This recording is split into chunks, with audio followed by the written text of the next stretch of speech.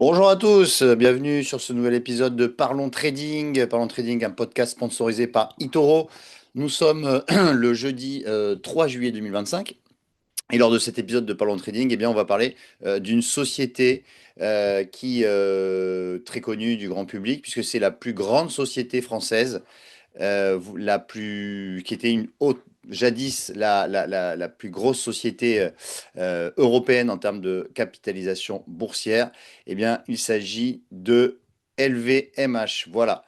Donc LVMH, LVMH, on va parler d'LVMH aujourd'hui. Pourquoi? Parce que, eh bien, elle présente un intérêt graphique que je voudrais vous montrer. Elle a beaucoup baissé ces derniers temps et selon moi, on est arrivé potentiellement, je dis bien, c'est mon avis, hein, à la fin de cette baisse et on est reparti pour au moins un rebond qui a déjà démarré, mais peut-être un peu plus durable et pourquoi pas, on repart sur une tendance haussière.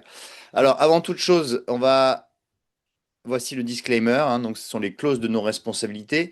Tout ceci pour vous dire que tout ce qui va être dit durant cette vidéo n'est pas un conseil en investissement ni une recommandation d'achat ou de vente d'instruments financiers. Vous pouvez lire en détail, si vous le souhaitez, ce disclaimer. Je vous le laisse quelques secondes supplémentaires. Voilà. Alors, que s'est-il passé sur LVMH? Parce qu'il s'est passé, c'est que le prix de l'action donc, a baissé de 50% depuis ses plus hauts historiques. On va le voir sur le graphique tout à l'heure. On a eu une faible demande chinoise et des inquiétudes sur les tarifs douaniers. Donc ça aussi, ça a engendré eh bien, un repli sur le titre. Le boom post-pandémique, pardon, donc tout ce qui a eu lieu après la pandémie de Covid-19, c'est-à-dire cet engouement vers le luxe, eh bien, affaibli à partir de 2022. On a eu une normalisation du marché du luxe du coup, les ventes ont commencé à se tasser, voire ont baissé pour les sociétés du luxe et notamment LVMH. L'inflation et la pression sur les coûts n'ont pas aidé, évidemment, hein. L'inflation qui a commencé en 2022, eh bien, n'a pas aidé forcément les valeurs du luxe, hein, puisque les consommateurs ont baissé également leurs achats, et eh bien, la faiblesse du marché du luxe dans son ensemble. Voilà ce qui s'est passé pour LVMH. Maintenant, on va regarder sur le plan graphique. Alors ça, effectivement, ce sont comment dire, le cours de bourse à long terme. Et là, maintenant, on va voir justement le cours de bourse de LVMH. Alors, hop, voici sur du long terme. Alors, ce qu'on peut voir sur LVMH, c'est qu'effectivement, on a eu donc les années 2010 jusqu'à 2017, on a une hausse progressive, mais ça a commencé vraiment à démarrer, on va dire, vers fin 2010-2019, puisqu'on était à 250 en janvier 2019, et jusqu'à avril 2023, le titre a pris 250%. Donc, il a été multiplié par 2,5. Voilà, le plus haut historique, comme vous pouvez le voir, donc, a été réalisé en avril 2023. Donc on a coté jusqu'à 900 euros sur LVMH et depuis avril 2023. Alors malgré le fait que on a eu un rebond, hein, début janvier 2024 on a essayé de retrouver ses plus hauts historiques. On a fait 880 euros, mais derrière, à partir de mars 2024, eh bien, on a eu une baisse assez importante, puisque de mars 2024 à juin 2025, donc en l'espace de 14 mois, eh bien, on a perdu 50%. Voilà, on a perdu 50% en 12 mois, en 14 mois, donc ce qui est énorme. Et ce qui est intéressant de voir, c'est que, comme par hasard, alors comme vous pouvez le voir, là, on a entamé un rebond, hein, donc là, je suis en données weekly, donc depuis le début de la semaine. Donc depuis, alors comme par hasard, ça coïncide avec le début du troisième trimestre, hein, puisque à partir du 1er juillet, on a entamé ce rebond. Mais on est venu taper, eh bien, la ligne de tendance long terme, cette ligne de tendance, hein, qui a démarré en 2018, vous voyez, on l'a tapé une fois, il faut qu'il y ait trois, euh, il faut qu'il y ait trois fois, ça touche trois fois la ligne. Et donc là, effectivement, on a touché pour une troisième fois la ligne. En plus, on est revenu tester les sommets de janvier 2020, donc juste avant la pandémie, hein. Le titre avait fait un plus haut à 440 euros. On est venu tester plus ou moins le niveau des 440 euros. On l'avait un petit peu enfoncé puisqu'on a fait 420.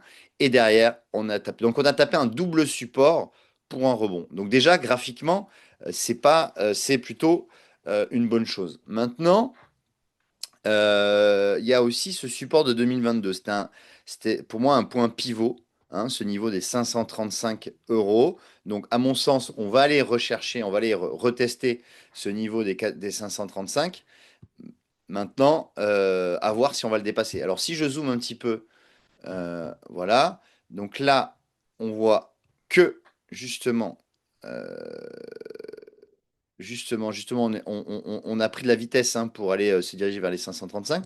Alors, on pourrait regarder un petit peu aussi, là, voilà, la moyenne mobile 50 jours, c'est intéressant parce qu'elle suit bien, je trouve, les cours.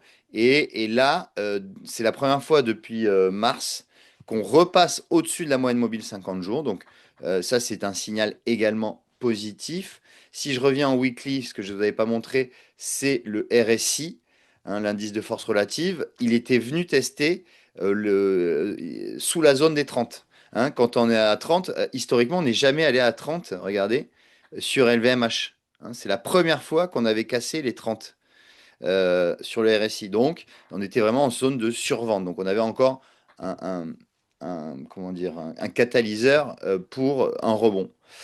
Voilà. Donc, maintenant, je reviens sur un graphique en daily. Ce qui est intéressant de voir, justement, c'est que, eh bien, là, on a aussi cette bougie, hein. Ça, c'est une bougie très haussière de retournement haussier.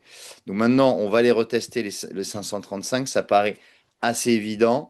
À voir maintenant les autres niveaux. Alors, on a aussi ce niveau, voilà, ce niveau de résistance intermédiaire, puisque là, on avait ouvert un gap.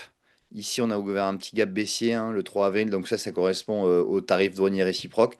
Donc 566, ça peut être le deuxième, le deuxième objectif sur LVMH. Donc voilà, 535, 566. Et après, si on dépasse 566, eh bien, à voir, on en reparlera. En termes de zone de support, on a 440 et 420 qui sont les zones de support. Mais tout ça pour dire que maintenant, LVMH est bien lancé pour justement, donc à court terme, rejoindre ces niveaux. À plus long terme, on pourrait aller chercher les 759, 760. Mais évidemment, on n'en est pas encore là. Pour finir, on pourrait tracer un retracement de Fibonacci pour voir à peu près où sont les niveaux. Le 38,2, il se situe. Alors, alors, comme par hasard, le 23,6, c'est 534, donc ça correspond à nos niveaux. Et le 38,2, c'est la moyenne mobile à 50, c'est 600 euros.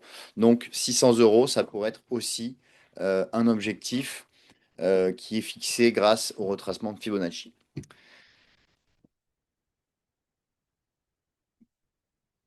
Ben, je vous remercie de m'avoir suivi. Merci. N'hésitez, alors en commentaire justement, en commentaire, et n'hésitez pas à mettre vos remarques. Qu'est-ce que vous pensez de LVMH? Est-ce que vous pensez que le rebond va faire long feu ou alors c'est un rebond durable, vos objectifs, etc. Comme ça, on peut échanger là-dessus. Et moi, je vous dis à la semaine prochaine pour un nouveau Parlons Trading. Merci à tous de m'avoir suivi.